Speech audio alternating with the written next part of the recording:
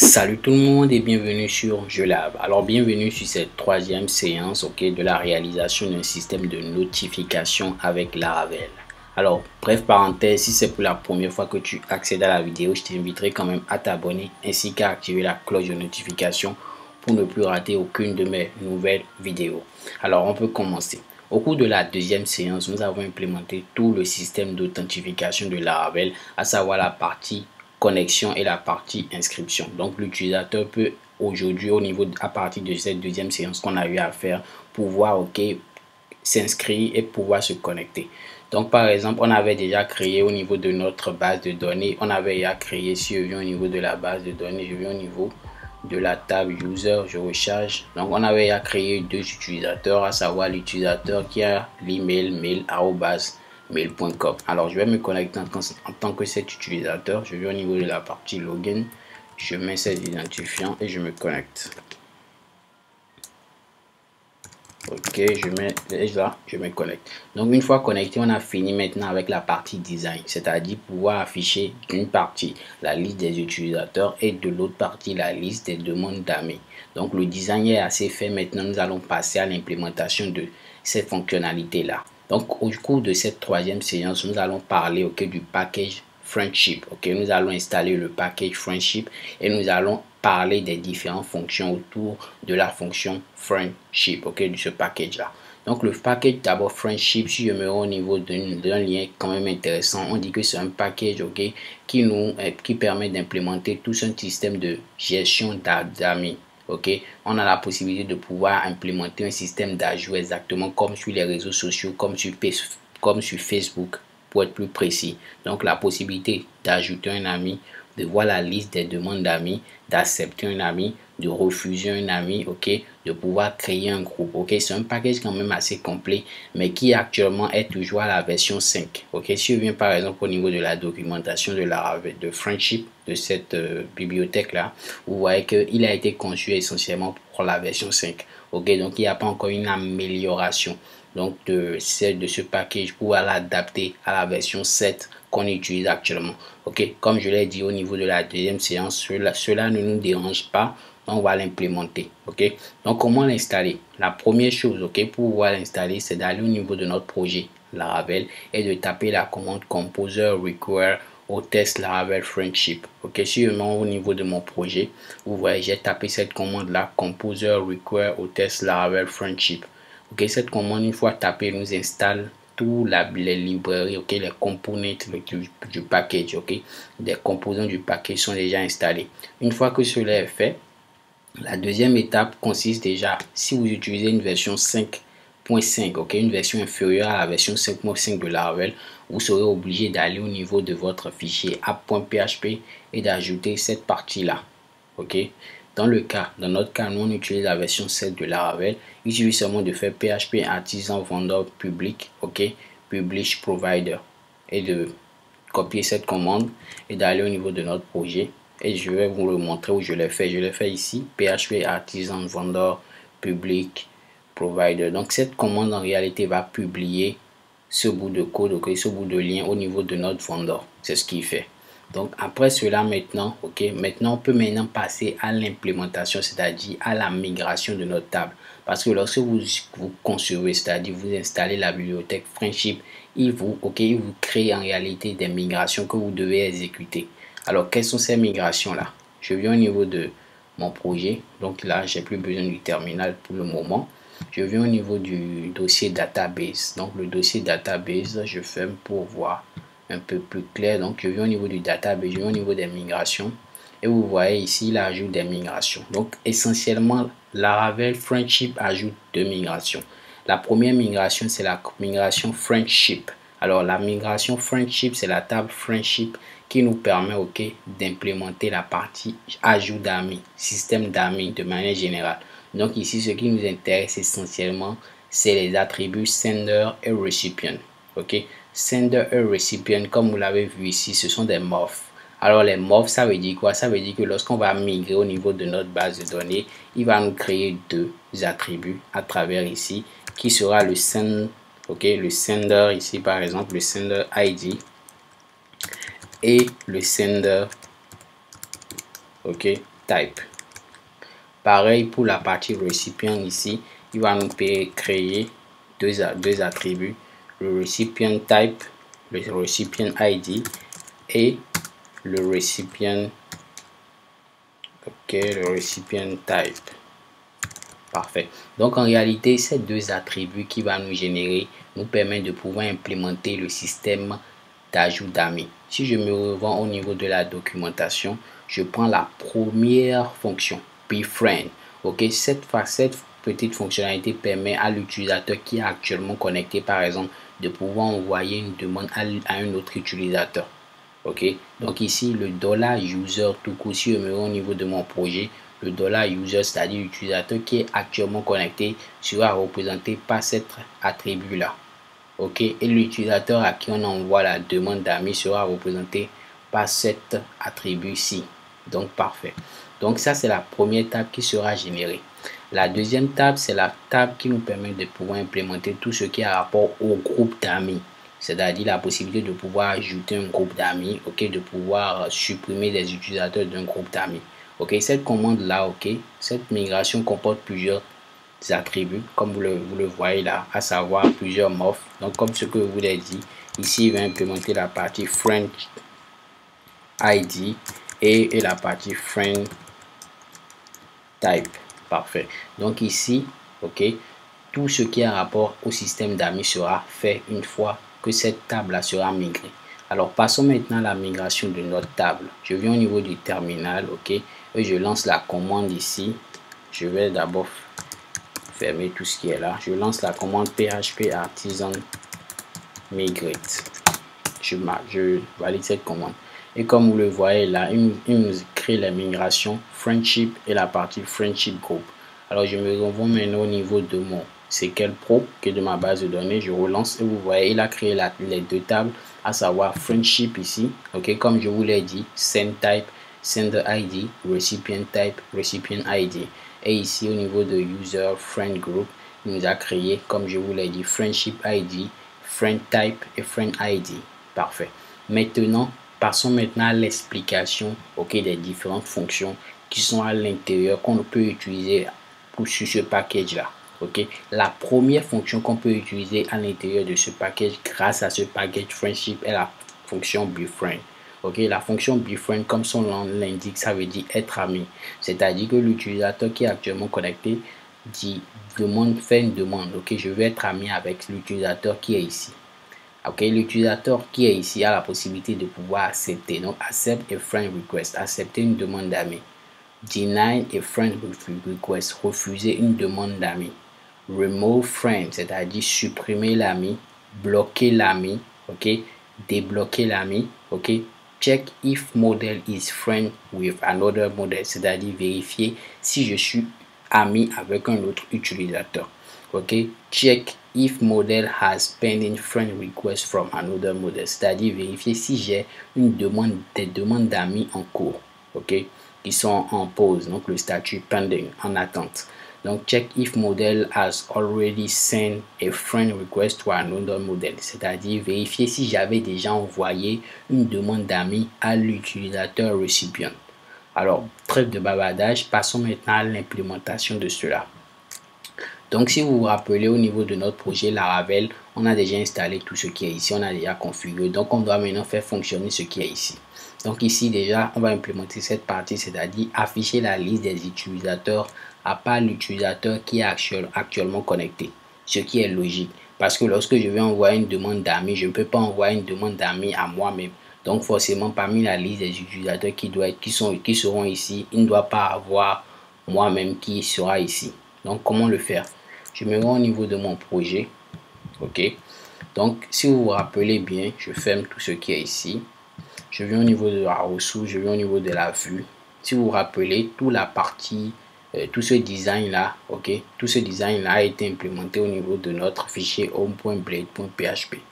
Donc, je me rends au niveau du fichier home.blade.php et c'est ici qu'on va implémenter la partie affichage de la liste des utilisateurs. Donc, où se passe l'affichage de la liste des utilisateurs? C'est au niveau de ces divs là. Donc ici, je dois implémenter maintenant la fonction qui va me permettre d'aller rechercher l'utilisateur. Donc, j'ouvre ma balise PHP. ici, je mets PHP, hop, et là, voilà. Donc maintenant, je dois pouvoir déjà prendre l'ID de l'utilisateur qui est actuellement connecté. Et pour pouvoir prendre l'ID de l'utilisateur qui est actuellement connecté, je vais créer une variable $user, ok, user, je vais mettre user, je vais mettre, je pense c'est plus original, user ID tout court, et je vais faire ici 2 points user comme ça, et je vais récupérer l'ID de l'utilisateur qui est actuellement authentifié. Donc une fois que l'utilisateur, l'ID de l'utilisateur qui est actuellement connecté est récupéré, il faut que je puisse faire une bonne requête histoire de récupérer la liste des utilisateurs excepté l'utilisateur qui est actuellement connecté. Donc je fais ID virgule $id ici est différent. Donc ici je dois mettre comme ça.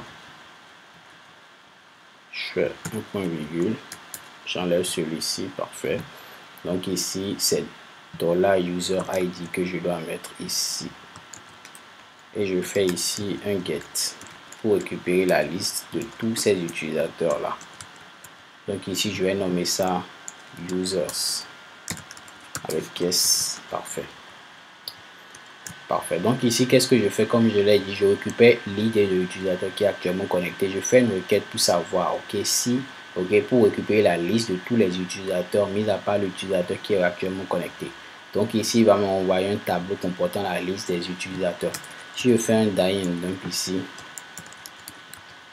parfait, ici, je reviens au niveau de mon projet et je recharge la page. Il y aura une petite erreur qui va sortir pour me dire qu'il ne connaît pas la classe user. Ce qui est normal parce qu'en réalité, la classe user, si vous regardez au niveau de notre projet, il est dans le dossier app. Donc, il faut, au lieu de mettre $user ici tout court, je dois mettre anti/slash la app. Hop, hop, j'ai fait une petite erreur. Donc, ici, je dois mettre juste app. Ok, je reviens au niveau de notre projet, je recharge la page et vous voyez, il nous envoie une collection. Donc, si je reviens au niveau de cette collection-là, vous voyez, il y aura un tableau qui comporte la liste de tous les utilisateurs. Donc ici, par exemple, on a un seul utilisateur qui est actuellement qui est connecté, pas connecté en tant que tel, qui est utilisateur mis à part moi-même. Si je viens au niveau de ma base de données, je viens au niveau de user, vous voyez, moi je suis là, mais il y a un autre utilisateur. Donc il m'affiche juste cet utilisateur-là. Donc ce que vous voyez ici. Donc ce qui nous intéresse, je zoome un peu. Je viens au niveau de la partie attribut. Ici, array. Et vous voyez ici, il nous affiche les informations par rapport à l'utilisateur qui est actuel, ok, par rapport à l'utilisateur, les utilisateurs qui sont sur le site, mis à part moi. Donc je viens au niveau de notre projet. Une fois que cela est fait, je peux maintenant boucler pour chaque requête. Donc je n'aurai plus besoin de tout ce qui est ici. Je vais juste faire, ok, un for each ici, un for each, ok, for each, et à l'intérieur je fais $user pour chaque utilisateur, ok, $user, et ici je fais mon for each.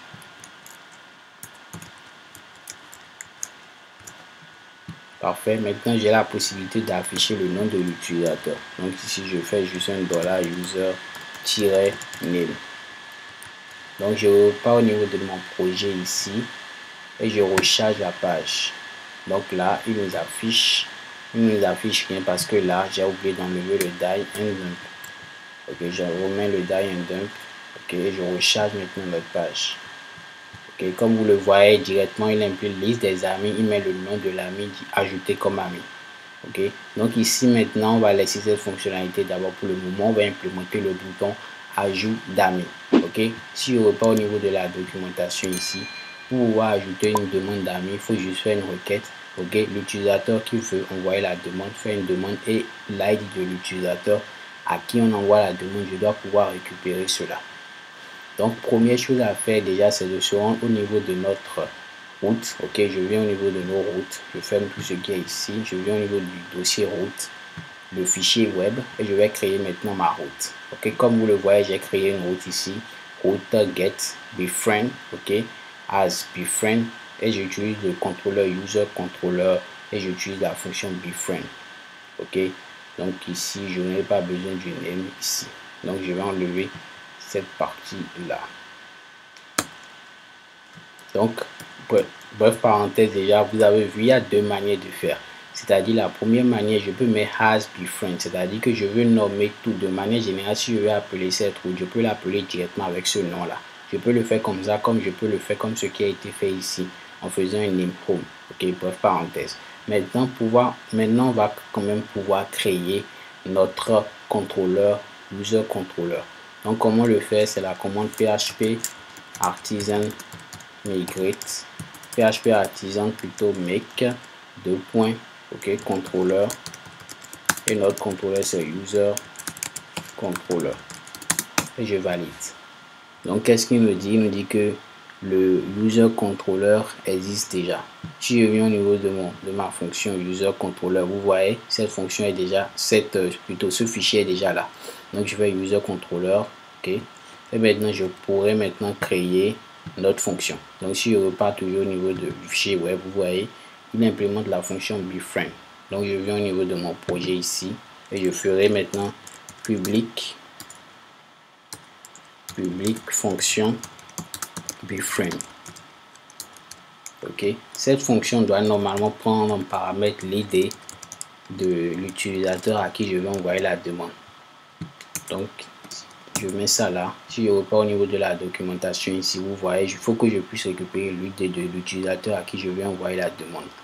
Parfait. Donc une fois que je récupère l'id de l'utilisateur, il faut que je puisse savoir essentiellement il s'agit de quel utilisateur. Donc je fais un $find recipient ici qui va me permettre de récupérer l'id de l'utilisateur. Ok. Pour suivre le principe, je vais mettre recipient ici et je vais mettre ici égal. Donc ici on a récupéré, ok, je mets un commentaire, on a récupéré l'information, disons l'id ou le modèle de l'utilisateur,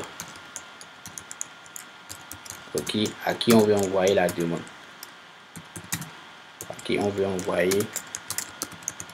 demande, parfait. Donc une fois que l'utilisateur l'a récupéré, il faut maintenant pouvoir récupérer maintenant le user, ok, le user, c'est-à-dire l'utilisateur qui veut envoyer la demande. Donc ici j'utilise toujours ma requête hôte et je fais $user tout court. Hop, parfait. Donc maintenant une fois que cela est fait maintenant, ok, je peux maintenant utiliser cette fonction là. Donc si je reviens là, je fais comme ça, alors $user ok befriend entre parenthèses $recipient, parfait, et je valide. Donc une fois que cela est fait maintenant, je pourrai maintenant envoyer, ok, je fais un redirect, je vais renvoyer, ok, l'utilisateur au niveau de la partie, je fais un redirect back to go, c'est-à-dire envoyer l'utilisateur en arrière, ok, en sachant bien qu'il a envoyé la demande d'ami. Donc il nous fait sortir déjà une petite erreur ici pour nous dire qu'il ne connaît pas la méthode befriend. Parce que quoi? Parce que lorsque je viens au niveau de la documentation, pour pouvoir utiliser ça, il faut forcément que je puisse injecter le use friendly au niveau de mon modèle user. Donc si je viens au niveau de mon modèle user ici, ok, vous voyez, j'ai déjà implémenté cette partie là befriend et ce qui est là, et c'est à l'intérieur de ce trait là qui a l'ensemble des fonctions, à savoir befriend, ok, plusieurs fonctions ici, on friend, comme vous le voyez, il y en a plusieurs, toutes les fonctions sont à l'intérieur de ce trait là. Donc ici maintenant, une fois que cela est fait, je vais maintenant faire notre requête.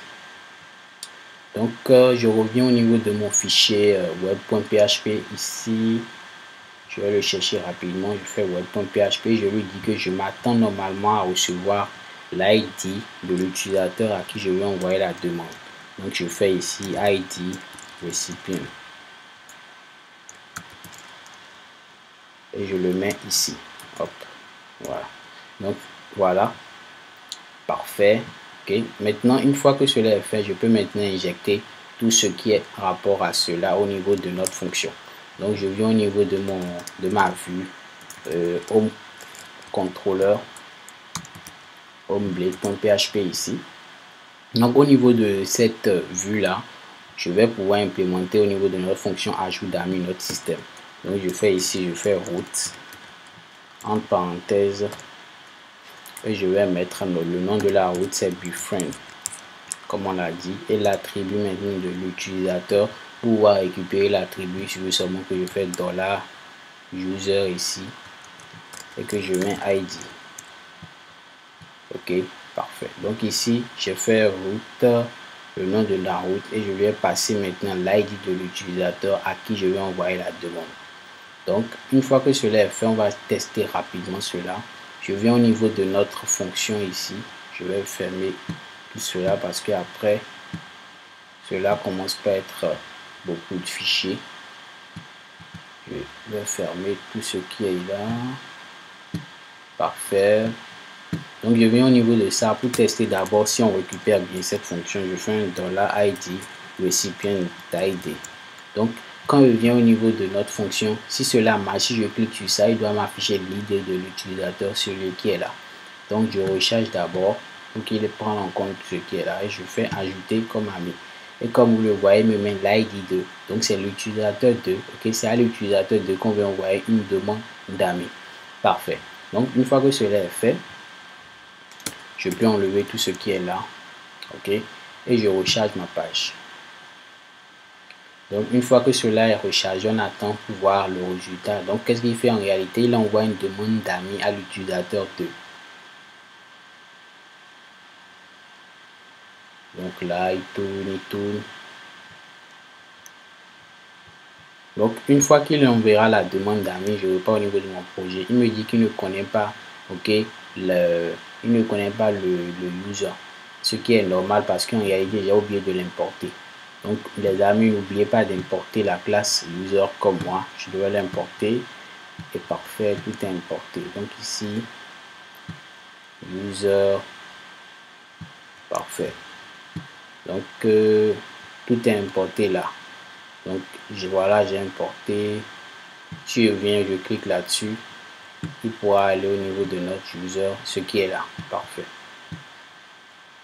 Donc, maintenant, je repars maintenant au niveau de mon projet, je recharge la page. Et comme vous le voyez, c'est notre belle petite erreur liée au paquet qui nous ressort. Ok. Si vous allez maintenant au niveau de votre base de données ici, vous allez au niveau de la partie friendship ici. Vous allez voir, une fois que j'ai validé, ok, lorsque j'ai chargé, c'est-à-dire j'ai envoyé la demande d'amis, directement ici, il y a cette fonction là qui est créée. Pour vous montrer que c'est essentiellement le cas, je vais supprimer, ok, et je vais repartir au niveau de mon projet ici. Je recharge d'abord la page et je fais ajouter comme ami. Je repars maintenant au niveau de notre base de données et je recharge cette page là.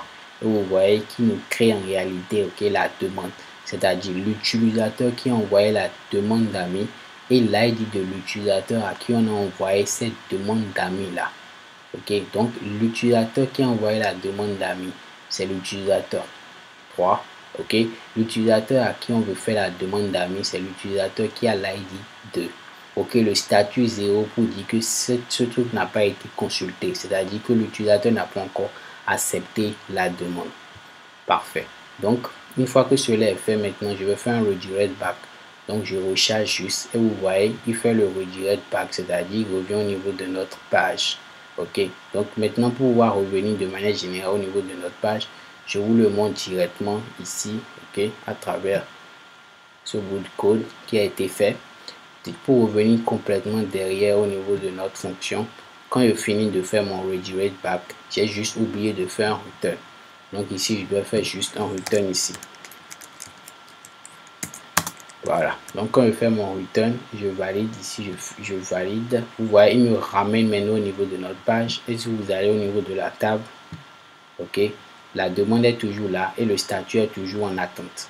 Parfait. Donc qu'est-ce qui a été fait ici? C'est-à-dire l'utilisateur 1 qui est actuellement connecté a envoyé une demande à l'utilisateur, ok, je l'app. Normalement, une fois que la demande est envoyée, il faut avoir la possibilité de pouvoir griser ce qui est ici, c'est-à-dire mettre ça en gris. Donc ici, je reviens au niveau de la partie inspecteur de code, ok, on va pouvoir y griser cette partie là. Donc il faut que je puisse sélectionner la div qui le fait. Donc c'est au niveau de lire ici, je vais ajouter je viens au niveau du home.blade.php et maintenant je vais mettre l'ID au niveau de chaque utilisateur. Ici je mets ID, je vais mettre status.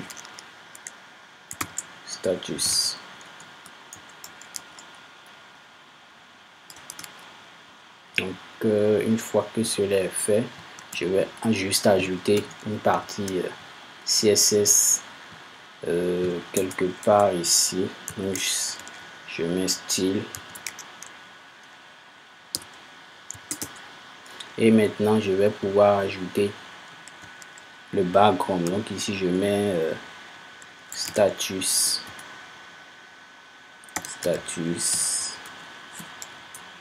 Ok, donc pour ne pas se déranger, je viens juste ici, je vais juste prendre le code du style qui a été ajouté. Donc je vais au niveau du style, donc le style c'est background en gris.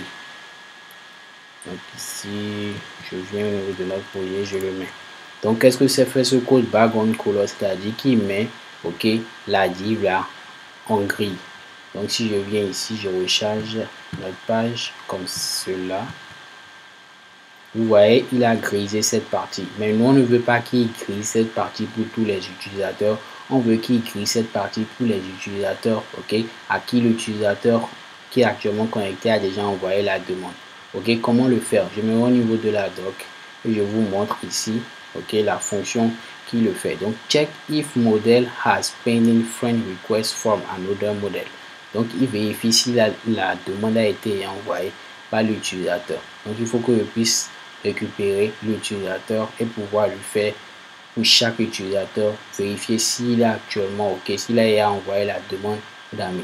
Ok, donc bref parenthèse, déjà cette partie de cette fonctionnalité nous allons l'implémenter au niveau de la 4e séance. Nous allons voir comment vérifier si l'utilisateur a déjà envoyé une demande afin de pouvoir vraiment appliquer ok ce qu'on a fait ici, c'est-à-dire pouvoir griser cette partie. Ok, donc déjà je fais un bref récapitulatif de ce qui a été fait au cours de cette 3e séance. Au cours de cette 3e séance, nous avons implémenté le package ok Friendship.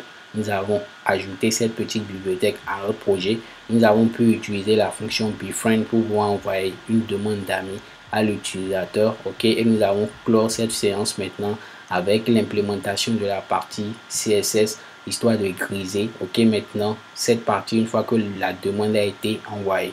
Donc qu'est-ce qu'on veut faire au cours de la 4e séance, c'est pouvoir maintenant appliquer ce CSS si l'utilisateur a déjà envoyé la demande et pouvoir modifier ok au lieu de ajouter comme ami ok lui dire qu'il a déjà envoyé une demande à cet utilisateur là. Alors les amis, je suis à la fin de cette vidéo ok de cette 3e séance. J'espère qu'elle vous a plu. Ok, si vous avez des questions, des préoccupations, merci de me mettre en commentaire. Si vous avez aimé cette vidéo, merci de la liker ok, et n'oubliez pas de me rejoindre dans le groupe Discord. Le lien est dans la description. Ciao ciao et à la prochaine vidéo. Peace.